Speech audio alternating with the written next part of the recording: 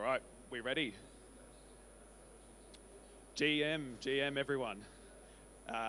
Thanks for coming. Great turnout here. Big thanks to Dave and the team for putting on this event. It's been incredible. I hope you guys have got as much value out of it as I have. So, my name is Matt. I'm manager at TaxOnChain. We are first and foremost an accounting firm and a tax agent. But our specialty and our passion is servicing people that have crypto activity, whether it's an individual retail investor, a business, a self-managed super fund, you name it, we probably do it. So AusCryptoCon has arguably saved one of their best presentations for last, but I might be a bit biased. In this jam-packed 25-minute session, we cover off a couple of the most common tax strategies, structures that might be able to help you to not pay more tax than you absolutely have to. What we like to call maximum tax efficiency. So quick disclaimer to everyone, I am a tax agent, but I'm not your tax agent, but I might be soon. None of this is specific tax, financial, legal advice, all generic in nature, informational purposes only. Feel free to come and see us. We're over at booth number 69, nice. And we might be able to help you with a bit more of a nuanced discussion about your personal tax circumstances. So today, to kick things off, these are some of the three most common strategies that we pitch to people. A lot of these things involve you having to be proactive with your activity. So you need to have your records up to date. You need to make sure that it's all reconciled. And you need to make sure that you review and take action accordingly before 30 June of every single financial year. What we offer at TaxOnChain is a tax planning service. So we'll reach out to you before 30 June, assess how everything is going for the year. And if we can see that there's opportunities for you to act now before 30 June to save tax, we will do that. So some of the things that we can suggest to people is what I like to call timing games. Basically playing that financial year threshold so that you can either split your income up across multiple years, declare profits at certain times of the year, bring forward or push back income or expenses. We've got tax loss harvesting. That's basically when you realise your losers to maximise your tax. And another common thing that we offer to people is, as a suggestion, is contributing to super. So to start off with, we've got some of the very basic concepts here. So CGT discount for individuals is 50%. So if those of you that don't know, you can hold an asset for more than 12 months. And when you realise that profit, you can claim a 50% tax discount. Very common, and that just happens automatically. So it's more just a matter of knowing that it's there. If you are potentially 11 months into your holding, you've got another month, you may want to consider for tax purposes whether it's going to be worthwhile holding on to that for another month. If it's a meme coin, yeah, maybe not. But if it was Bitcoin or Ethereum, maybe you can. And that would save you half of the amount of tax that you would otherwise pay if you just sold it straight away. The other thing that you can do is defer your income. This is quite common for, again, realising profits. So if you've got a pretty healthy profit, which I'm hoping all of you do, I know I do, hope there's no tax officers here. So by deferring your income until after 30 June of that financial year, you can basically buy yourself another 12 months of time before you have to pay your tax. You can also bring it forward. If you have income that you're expecting to earn that's going to be quite sizable in future years, you can bring some of that other income forward this year and smooth out your taxable income so that you're not paying a heap of tax in one year and nothing in the next. Same thing applies to bringing forward or pushing back expenses. A lot of people might have rental properties that they might be maintaining. They might have some expenses that are due. They might want to bring forward some of those expenses now. Get that leaky tap fixed, or change that light bulb. Incur the expense now, so that you don't have more tax that you're paying this year. Now I will give a disclaimer, as it says in the slides here. It's not for assets. You can't go and buy a whiz-bang new swimming pool for your rental property and claim it up front. It doesn't work like that, unfortunately. No improvements, no appliances, over $300. So yeah, there are some tips and traps in there to be mindful of. And like I said on this final point here, is straddling financial years. If you've got, say, a $500,000 capital gain, you may want to sell some of that on this side of 30 June 2025 as an example, and then sell the other half of it after 1 July. What you're doing there is, again, splitting that income and spreading it across multiple financial years.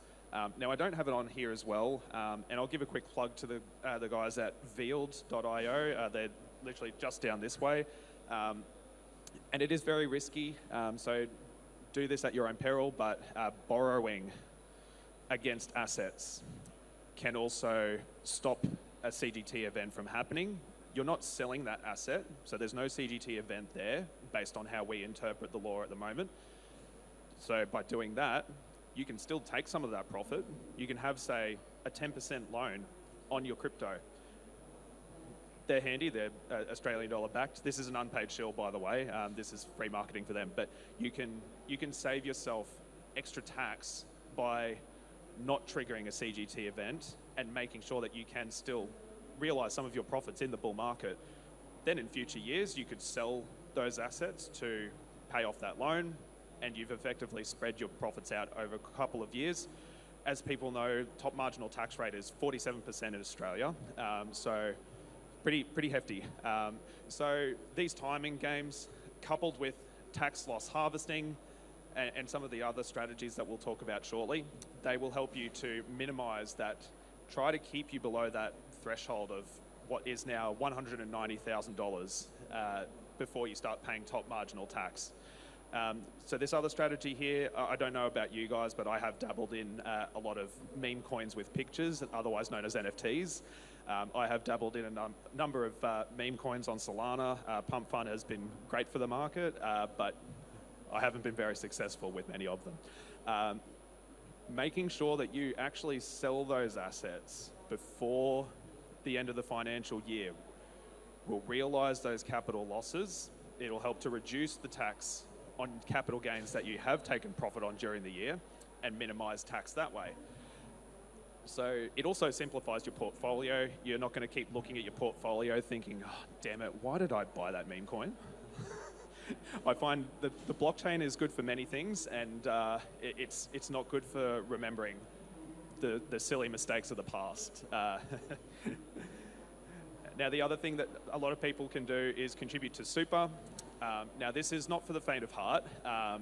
If you're like me, you're in your mid-30s. I'm doxing myself here, but if you're a lot younger, you've got longer till you reach retirement age. You're locking that money up for a long time. So if you're in an older demographic, you're reaching retirement age, which is either 60 and retiring or age 65. There is a good opportunity here to minimise your tax by putting money aside, and not only that, and we'll talk about it soon, but the SMSF, the superannuation industry, is very tax effective. You're capped at a flat tax rate of 15%, 10% for assets that you hold for more than 12 months. So it is a very tax-effective structure, and that might be something that is worth considering. More on that shortly. But there's a couple of options there. You can make up to $30,000 per year from this financial year as a contribution. That includes employer contributions, so just be mindful of that. You can, if you've got a total superannuation balance of less than $500,000, you can also catch up any unused caps from the previous rolling 5 years. There are resources available on your MyGov account, so you can go and check that to make sure that you don't go overs, because that does cause a bit of headaches for people as well. There are also options to save tax with tax offsets, where you may have a spouse and you can contribute a little bit to your spouse that earns less than $40,000. It's not much, but it's honest work.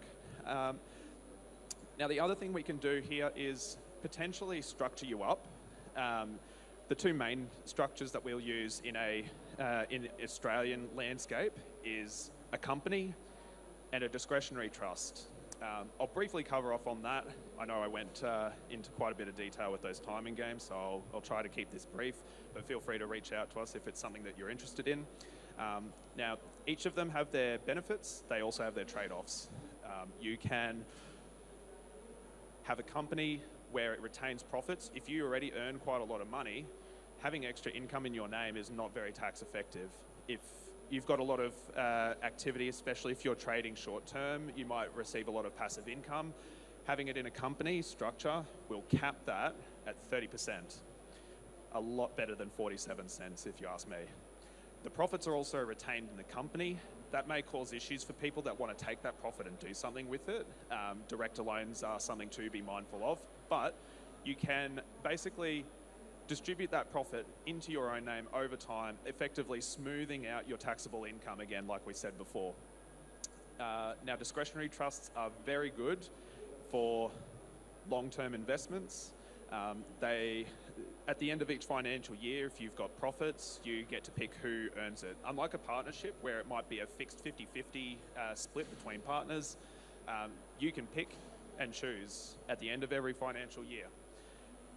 It could be your spouse, it could be your kids, could be parents, great aunt Myrtle, it could be your kids and grandkids. You have full flexibility.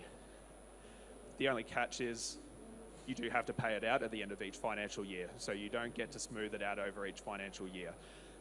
So this is then where maybe both is useful. For those of you in the crypto space that enjoy a good expanding brain meme, I kind of give you that progression on the slides there of, holding crypto as an individual. Yeah, it's nice and simple. Holding crypto in a trust, if you're a long-term investor, for example, yeah, that's a little smarter. The real good stuff is when you can then hold crypto in a trust, have a bucket bucket company as a beneficiary. You get best of all worlds with a discretionary trust with a bucket company there available for you to utilize. Now, going back to the previous slide, not only do you get to pick who earns the income in a trust, you also get to pick what type of income you distribute to people. So if you've got a combination of capital gains for assets you've held for more than 12 months, that is more tax effective in a personal name.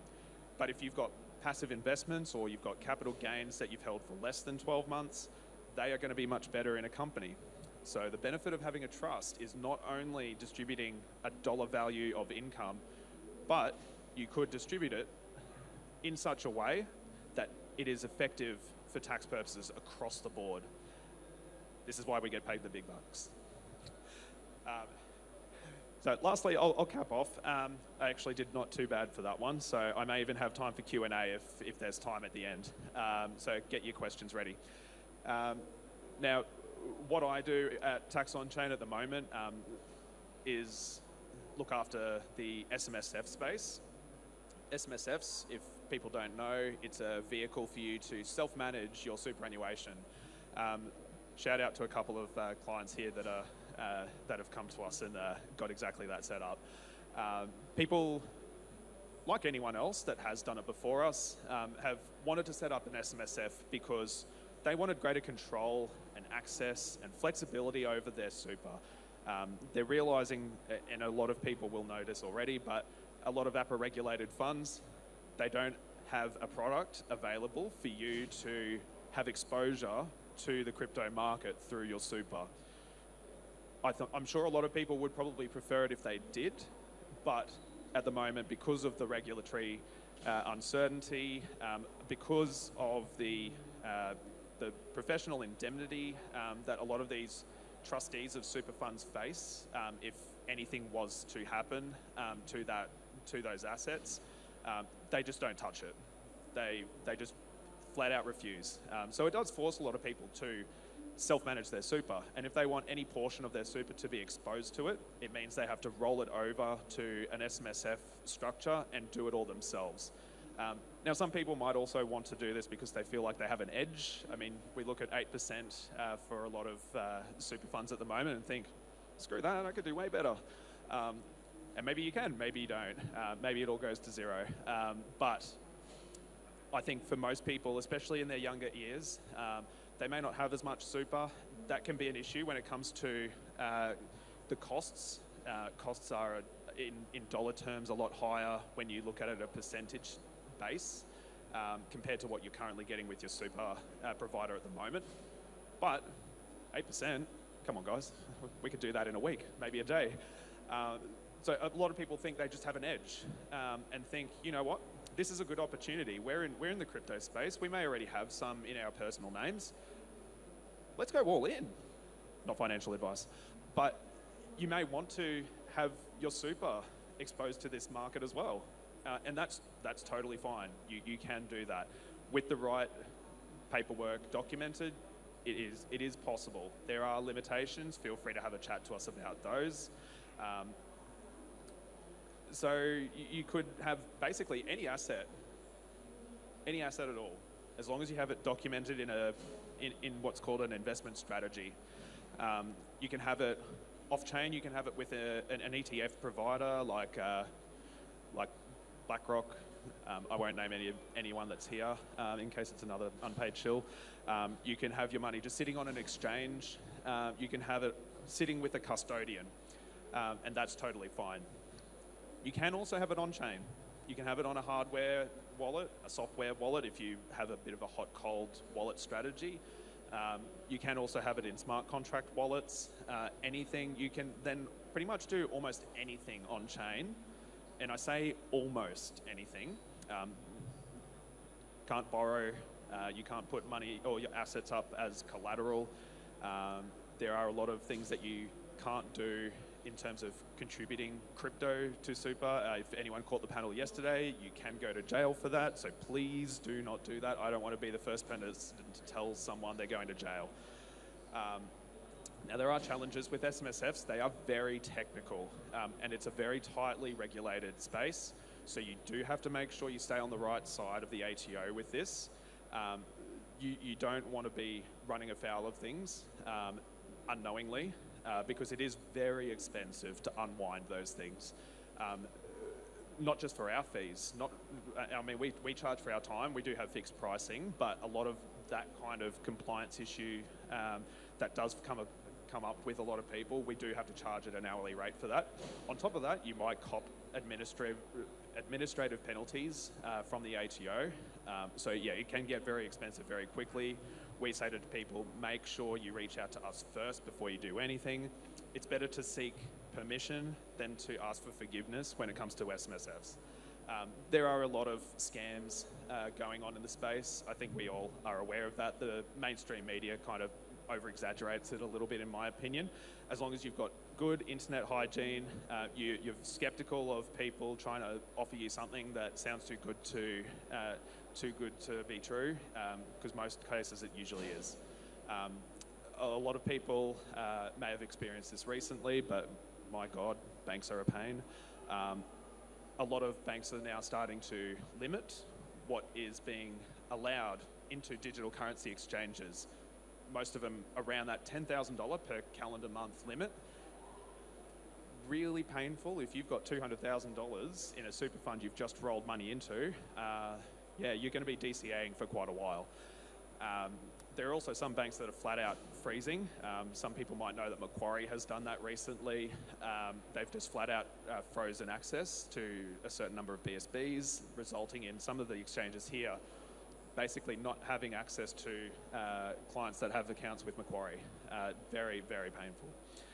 A lot of challenges come up around crypto savviness, so you do have to make sure that if you want to move your assets on chain, that you are very, I guess, literate with key management interactions on chain. You also want to make sure you can read a block explorer at the very least.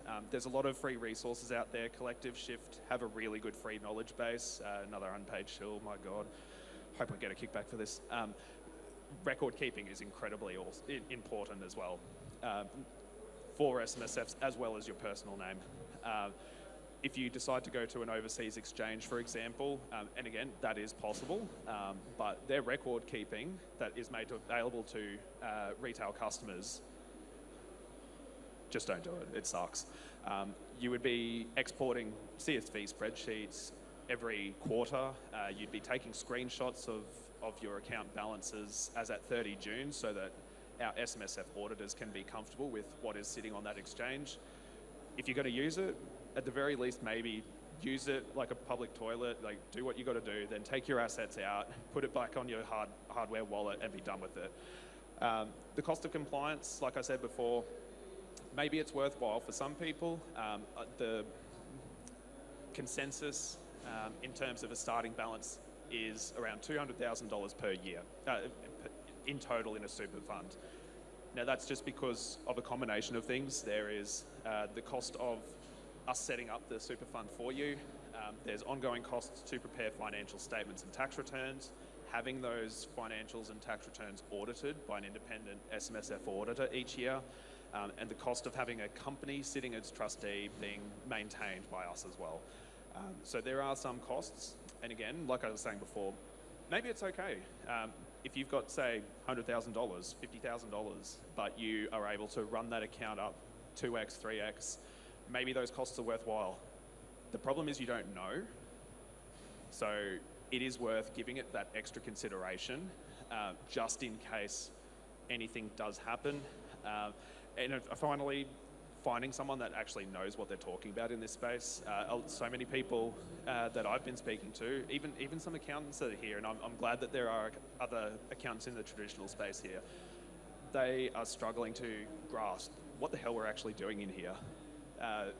We all look like we're just running around doing random stuff and having fun and getting rich. They don't really understand what's going on in the background. So I'm trying to educate some of them, but in saying that, you may find that coming to someone who has a knowledge of this space is going to be a lot cheaper.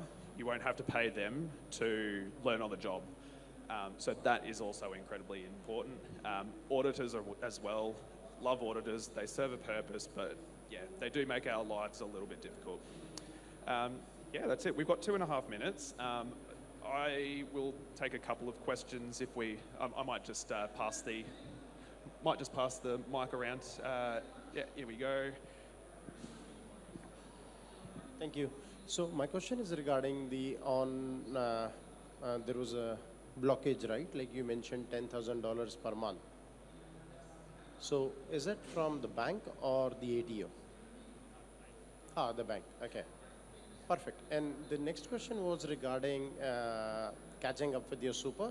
You mentioned that your super balance needs to be less than $500,000. So is it the cash balance or the overall portfolio in the super? Okay, thank you. I'll take a couple more questions. Thanks for everyone that has been here. Feel free to come over to the booth again. Claim our POAP. For those of you that are quite native in the space, you'll know what I'm talking about, but if you don't, it's a great non-financial use case for crypto.